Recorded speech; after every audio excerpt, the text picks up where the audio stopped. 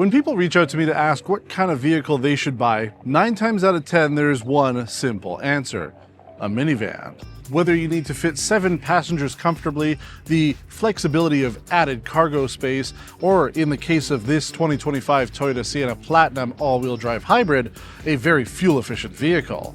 That's right, the minivan really is the answer to all questions because it is so versatile, flexible, and now expensive, but fully loaded that you can really use this for pretty much any need you have. Today we're going to be going over this Toyota Sienna. We're going to talk about how it compares to the other vehicles that we've driven and why this really should be the top choice if you're in the market for a large family hauler. Let's get started. Now listen, 30 years ago at the height of the minivan craze, there were tons of choices. Today there's effectively 4 left. Now this Toyota Sienna, priced at about $72,000 Canadian or $60,000 in the US, is pretty pricey, but you do get quite a bit for it. Like I said, this is a 7-passenger vehicle with the hybrid engine, all-wheel drive, and pretty much as fully loaded as you could expect a minivan to be. So how does it compare to the competition? Well, we recently featured the Honda Odyssey. If you were to get the fully loaded black edition with all the features you can get, you're looking at about $63,000 Canadian. There's no hybrid option and it's front-wheel drive only. The Chrysler Pacifica comes in 2 variations now, the plug-in hybrid and the regular version. Now the plug-in hybrid, which is a little bit more fuel efficient than this, especially if you're able to charge it up and get the maximum range out of that electric system, can top out with the Pinnacle at $75,000 Canadian. So just a little bit more than this, and that makes sense. Plug-in hybrid should be more money. But interestingly, the non-hybrid version of the Pacifica with all-wheel drive, $78,000. It's more money to drop the plug-in and get the all-wheel drive. Now for 2025, Kia has added the hybrid system to the Carnival. So if you were to get a Carnival hybrid, still front-wheel drive only, you're looking at about $60,000 Canadian. So really, best bang for your buck will be the Kia Carnival. But if you want something that not only has that hybrid, but all-wheel drive, you will have to go with the Toyota Sienna, because if you live somewhere like we do here in Canada, you're going to appreciate having all-wheel drive. Now this is powered by a 2.5-liter 4-cylinder engine. The hybrid system combined power output is 245 horsepower. The engine alone produces 178 pound-feet of torque, and the 2 electric motors provide 199 and 89 pound-feet of torque, respectively. Now, safety is always top of mind when it comes to Toyota vehicles. This Sienna, a little bit older in the market now, isn't running the most recent version of the Toyota Safety Sense system. We're on 2.0. A little bit older, there's no driver monitor, for example, but you do have things like adaptive cruise control, lane trace, pre-collision with pedestrian and bike detection, automatic high beams, lane departure with steering assist, road edge detection, and blind spot monitoring. We also have the intelligent sonar rear cross traffic alert system because we have the Platinum trim on this vehicle. Now, when it comes to the design language of the Toyota Sienna, it is unmistakably Japanese. There's just something about this vehicle that you're not going to find from an American or a German automaker.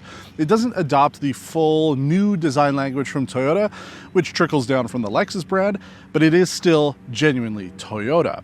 And especially the side profile, you can see it's almost a little sporty with the way that it looks. Now we do have quite a few features when it comes to the exterior of the vehicle. For example, we do have the kick door sensor here, so you don't even have to push the buttons to be able to open the sliding doors, which is very handy. Same thing for the lift gate at the back. It is kick activated in power. You also have keyless entry and LED exterior lighting with fog lights. A lot of people recently have talked about how a lot of vehicles just don't have fog lights anymore. Well, my friends, Toyota Sienna has you covered. All right, so we are in the second row here of the Toyota Sienna. I want to talk about the third row first, though. You can fold the seats completely flat, which is something that we typically expect to find on a minivan. You want to be able to have that cargo capacity, so you want to be able to fold the seats flat. Now, the Chrysler Pacifica is still really the only version of the minivan out there that allows the second row to fold down flat too. But no worries, these seats do have quite a bit going on, which we'll talk about in a second. But the rear seats do have a few amenities. There are some air vents in the top. You do have side window sunshades, which is a nice plus. And then they do have USB-C ports, although only on the right side. So your left side passenger will have to share across. And then there are headphone jacks on either side. So if they are listening to the rear entertainment system, they can do so in peace. Second row seats here. This is VIP seating. The only other vehicle on the market that has that is the Kia Carnival.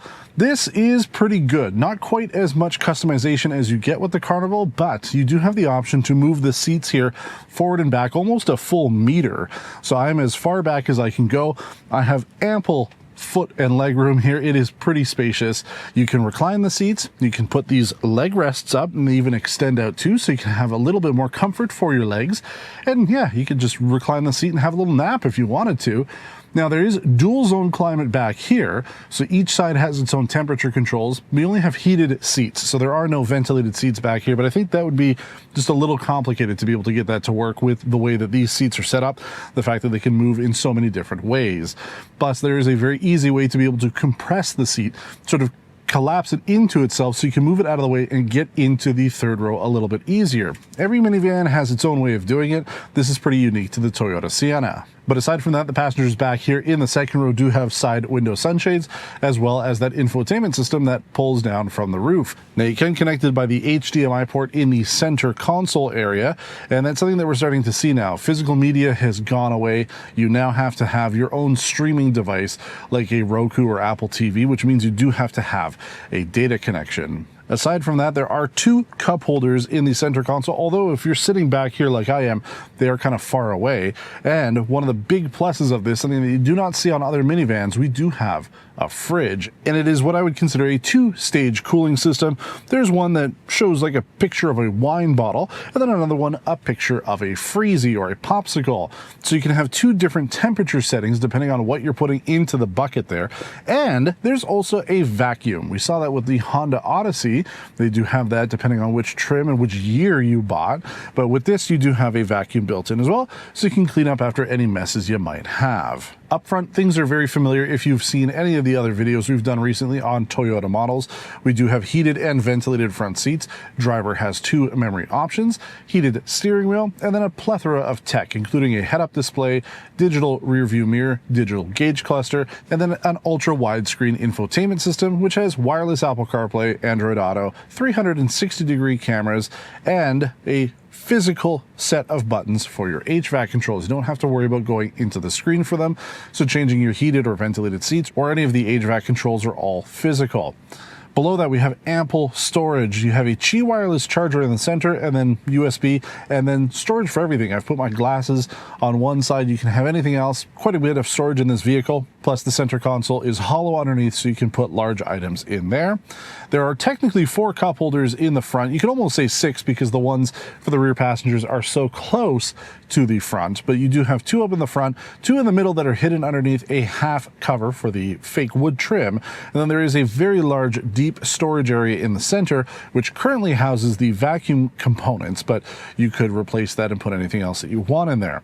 Aside from that, we do have a JBL audio system. It sounds pretty decent, and then just a regular sunroof up front. So as I'm sitting back here in the rear, it is a little dark. I mean, it is nice having the black headliner, but it does feel dark back here considering there is no sunroof for the rear passengers. I think you could have fit one. Maybe you'd lose a little bit on headroom, but something that will probably be a point for some people and not so much for others, as we do find in the comments quite a bit that people are very polarized when it comes to sunroofs. Either you love them or you hate them.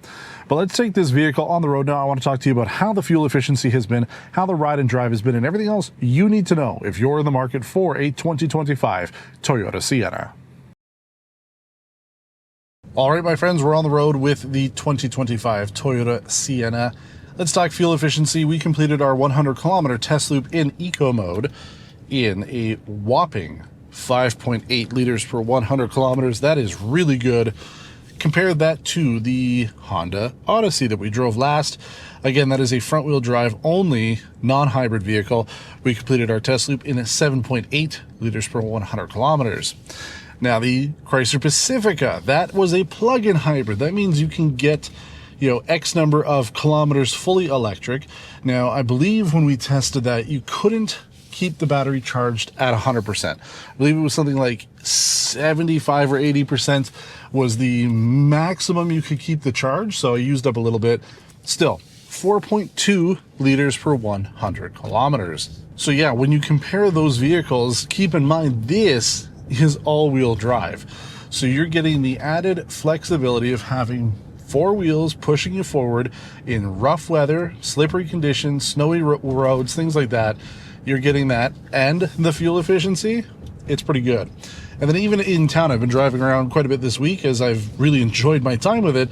6.3 liters per 100 kilometers. Usually we see like a 2 to 3 liter increase as I'm driving in town, because a lot of it is going back and forth, stop and go. You know, I'm not idling right now.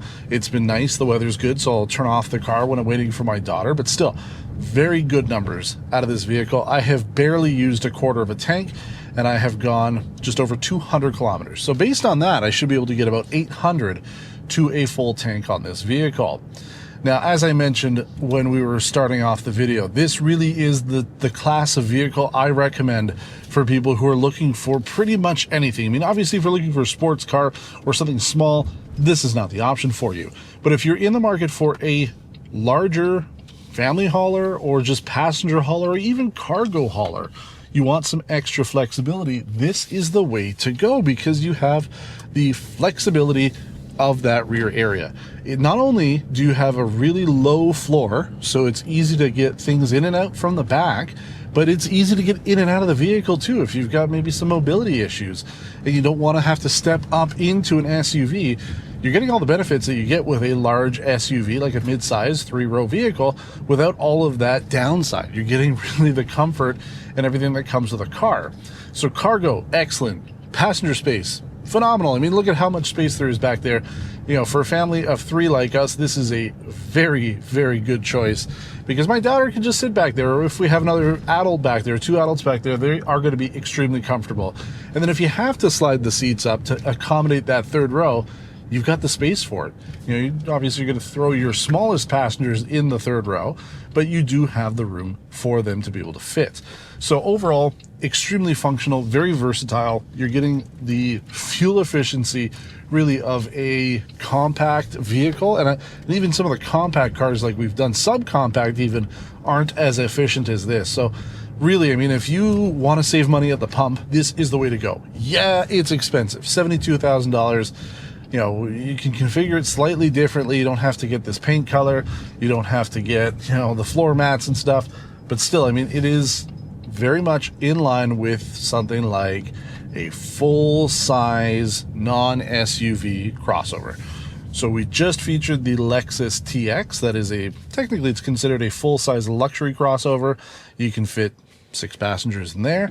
It is about $10,000 more than this.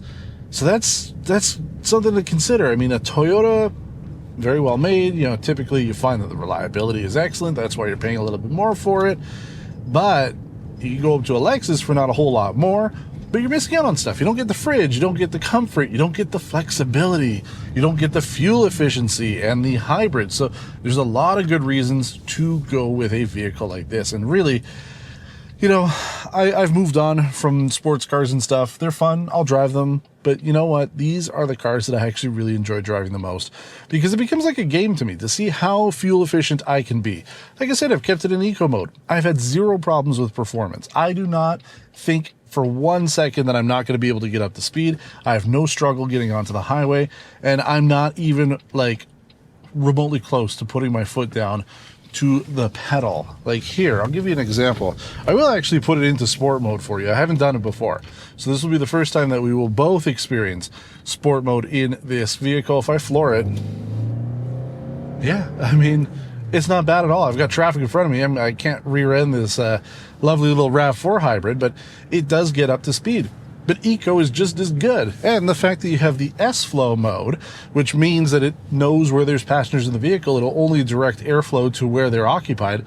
It's almost as good as that driver-only mode that we see on a lot of plug-in and fully electric vehicles. So you're saving fuel, you're saving money on the long term, because people who buy Siennas typically hold on to them for 10 years or more.